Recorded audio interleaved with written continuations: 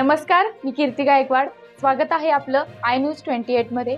चला तर मग जाणून घेऊयात महाराष्ट्रातल्या ताज्या घडामोडी. यल्लमा देवी यात्रेनिमित्त पोलीस बॉईज असोसिएशन तर्फे बंदोबस्त. टाकळीवाडी तालुका शिरोळ येथील जागृत देवस्थान श्री यल्लमा देवीची यात्रा दिनांक 12 जानेवारी 2025 ते 14 जानेवारी 2025 पर्यंत 3 दिवस यात्रेसाठी सुरक्षेसाठी बंदोबस्त देण्यात आला.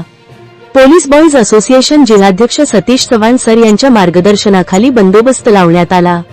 यावेळी Shri Gurudatta sugar executive director Rahul Dada घाटगे, श्रीमंत भवानीसिंह घोरपडे सरकार, युवराज घोरपडे, छत्रपती ग्रुपचे संस्थापक अध्यक्ष प्रमोददादा पाटील, बाबासाहेब वनकोरे, रामा भैया बेडक्याळी यांनी बंदोबस्तासाठी आलेल्या पोलीस बॉईज यांचे आभार मानले.